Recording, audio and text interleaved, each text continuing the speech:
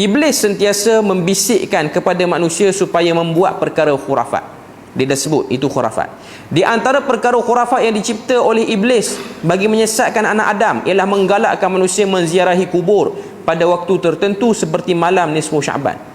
Sedangkan waktu menziarahi kubur bukanlah pada malam nisfu Syaban, ia dibenarkan pada bila-bila masa.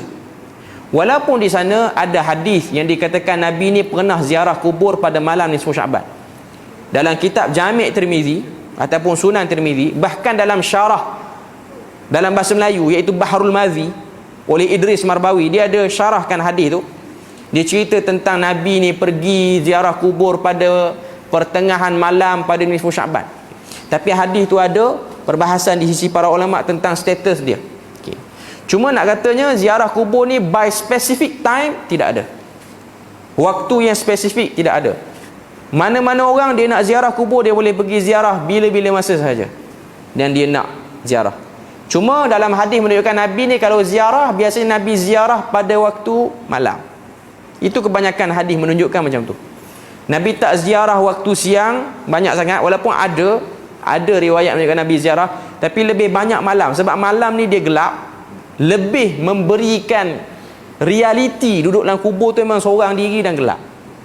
Dan tak perlu buat apa-apa pun, just sampai situ baca doa, beri salam, dan kita ambil masa kita nak duduk lama mana di situ.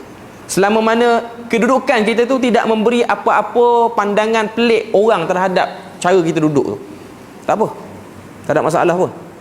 Sebab tu kalau kita tengok dalam hadis yang diriwayatkan oleh Imam Ahmad, Nabi cerita tentang beberapa orang lelaki daripada Bani Israel yang pergi ziarah ke kubur, pemuda pergi ziarah kubur. Tujuan dia apa? Tujuan dia nak tahu macam mana orang tu mati. Orang mati ni macam mana sakit dia mati. Dalam hadis tersebut Nabi kata nafaran min Bani Israel, sekumpulan lelaki daripada Bani Israel. 7-8 orang pergi ke kubur. Sampai di kubur, dia orang salat, dia orang berdoa, tapi taklah menghadap kubur. Dia orang salat berdoa, minta pada Tuhan, ya Allah keluarkanlah mana-mana orang yang dah ditanam di kubur ni untuk cerita pada kami sakitnya mati tu macam mana. Berani betul lah ni. Okay. Bila mana dia orang duk berdoa, Allah Ta'ala takdirkan doa dia orang tu makbul, dan akhirnya terbelahlah satu kubur. Bila mana kubur tu terbelah, keluar satu orang daripada lubang kubur tu dengan kesan tanah yang banyak di badan dia, kecuali di dahi dia. Di dahi itu terang, cerah, ada cahaya di dahi. Lelaki yang keluar pada kubur tu, orang yang keluar pada kubur tu, dia kata pada lelaki-lelaki, pemuda-pemuda ni, wahai sekalian manusia, kenapa kamu minta pada Tuhan untuk dikeluarkan aku daripada kubur? Dan aku minta pada kamu supaya kamu minta sekali lagi dengan Tuhan untuk kembalikan aku dalam kubur, bukan dengan cara didatangkan malaikat maut, cabut balik nyawa aku, lepas tu aku masuk balik dalam kubur. Lalu lelaki yang mati tu, sebahagian riwayat Israeliat kata lelaki tu dah mati 1000 tahun, ada riwayat kata 100 tahun. Poin dia lah, dia dah mati lama dah. Okay. Jadi lelaki tu kata, lelaki yang mati tu lah yang keluar dari kubur tu, dia cerita pada pemuda-pemuda ni, dia kata tidak ada yang paling sakit yang aku rasai daripada saat awal kematian sampai sekarang, maknanya dah 100 tahun mati ni, melainkan tercabutnya roh daripada jasad aku. Rasa sakit tu dah 100 tahun dah, maknanya dah 100 tahun dah mati, tapi rasa sakit tu belum hilang. Lalu Nabi pun kata hadithu an Bani Israel wala haraj, ceritalah daripada cerita Bani Israel selama mana cerita tu okey, tak ada masalah. Cuma tinggal lagi kita nak buat ke tak lah. Okay. Tak jalan kot kalau buat yang tu. Okay. Okay. Cuma nak katanya kalau jadi benda macam tu, kena tangkap dengan pejabat agama lah kita. Okay. Nak tunggu satu pasal, nak bentang tikar pula, nak buat salat pula situ. Cuma nak katanya ziarah kubur tu boleh. Saya nak kata sini lah, ziarah kubur dibenarkan, ziarah kubur tu dibolehkan, mana-mana waktu pun boleh. Cuma yang afdal ialah pada waktu malam, sebab waktu itu ialah waktu yang sunyi. Sebab kalau kita pergi kubur pada waktu-waktu yang orang ramai, dia tak sampai tujuan ziarah tu. Tujuan ziarah kubur ni adalah untuk mengingati kita akan mati, bukan mengingati orang mati yang telah mati. Bukan yang tu. Kita bukan pergi kubur nak ingat dia semua. Sebab tu dia tidak menjadi syarat pun kita pergi ke kubur ni mesti family kita mati. Kalau tuan-tuan pergi buat umrah, pergi buat haji di Madinah, sebelah Masjid Nabawi tu ialah perkuburan Baqi'. Perkuburan Baqi' ni akan dibuka untuk ziarah pada waktu lepas subuh dengan lepas asar. Perempuan tak boleh lah, sebab dia orang berpegang dengan pandangan mazhab Hambali yang melarang perempuan untuk berada di kawasan perkuburan secara total. Tak boleh, tak boleh terlibat langsung. Ziarah pun tak boleh, pengkebumian pun tak boleh. Okey, cuma nak katanya ziarah tu boleh. Ada orang dia kata, ada orang ni ziarah pun tak bagi, ziarah kubur pun tak boleh. Tak, siapa kata ziarah kubur tak boleh? Yang tak bolehnya kamu buat benda lain waktu ziarah itu. Contoh kita ziarah kubur, kita pun bawa lah satu jug air, dalam tu ada bunga-bunga yang wangi, kita pun siram. Saya tak kata perbuatan tu salah secara total, tapi kita kena tahu sebab apa Nabi siram air di kawasan perkuburan selepas menguburkan ataupun mengkebumikan jenazah. Pertama kita kena tahu sebabnya ialah untuk memampatkan tanah yang kering dan keras di tanah Arab. Sebab tu kalau tuan-tuan tengok orang-orang Arab yang tanam mayat ni, yang tanam pengkebumian ni, dia orang bukan jiruh air tu macam kita jiruh daripada nisan ni ke nisan ni, nisan ni ke nisan ni. Yang tu kita yang buat kaifiat tu. Dia orang jiruh macam jiruh pokok lah. Jiruh bagi basah semua. Macam kita jiruh pokok apa semua, siram pokok apa semua tu.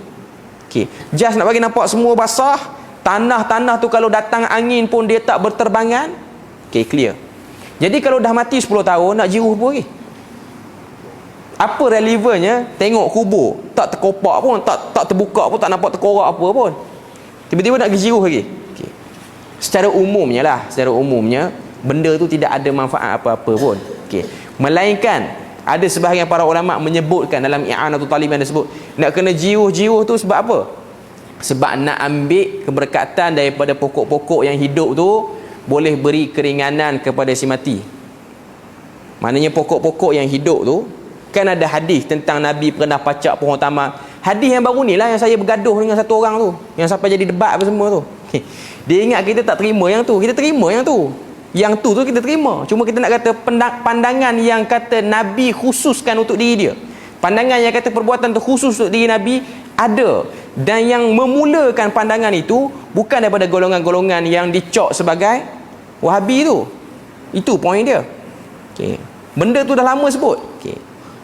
Walaupun kita tahu pandangan majoriti mengatakan boleh kita kiaskan pada pokok-pokok yang lain. Itu kita tahulah. Benda tu kita tahu.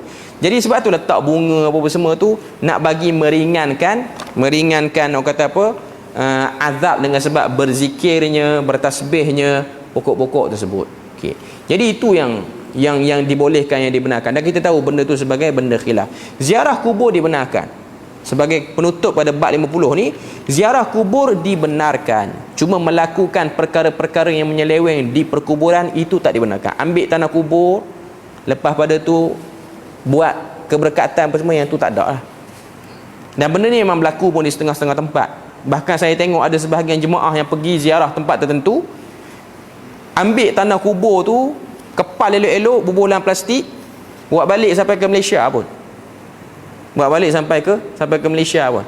Sebab orang kata apa, nakkan keberkatan. Dan kepercayaan seperti ni memang ada. Tuan-tuan pergi ke Penang tengah, kawasan Lebuh Culia tu. Orang yang selalu pergi Penang dia tahu, di Penang ni ada kedai makan nama Kapitan yang Lebuh Culia tu. Kapitan tu banyak branch dia. Yang tengah Kapitan tu lah, Kapitan yang kawasan tu Lebuh Culia. Di depan restoran Kapitan tu ada satu dargah nama dia. Ada satu bangunan macam kubur, tokoh daripada India mana, dia mati di sana. Cuma tanah kubur dia dibawa sampai ke situ. Orang pergi situ sebab orang nak ambil berkat dan berdoa, dan ada orang jaga di situ. Tuan-tuan tengok orang makan, sambil-sambil makan Kapitan, jangan masuk lah. Masuk tak apa, jangan pergi berdoa macam orang lah. Masuk tengok, dalam tu tak ada kubur pun, cuma dia ada satu bekas tu ada pasir tu tanah kubur satu orang tokoh agama hebat, alim daripada India. Maknanya dia orang yang datang imigran daripada sana, letak tanah kubur situ. Sebab memang kepercayaan seperti ni memang ada pun. Kepercayaan seperti ni memang ada. Dan tak dinafikan, tokoh-tokoh yang terlibat dalam bab ni lah orang alim. Sebab tu kalau tuan tengok golongan Brelvi ni satu tokoh yang memang, satu kelompok yang memang orang kata peminat dengan benda-benda yang jenis-jenis kubur ni. Pendiri, pengasas kepada Brelvi ni satu orang tokoh alim nama dia Maulana Abdul Razak yang berasal daripada kampung Breli. Sebab tu kelompok ni dinamakan dengan nama Brelvi di India. Dia alim, belajar hadis, faham Quran, tapi dia minat dengan benda-benda khurafat ni. Dia suka cerita tentang jumpa Nabi, suka cerita orang keluar pada kubur ni, wali ni keluar pada kubur ni. Yang dia baik, dia alim, tu kita tahulah. Okay. Cuma nak katanya benda-benda ni akan memberi kekeliruan kepada masyarakat. Okey.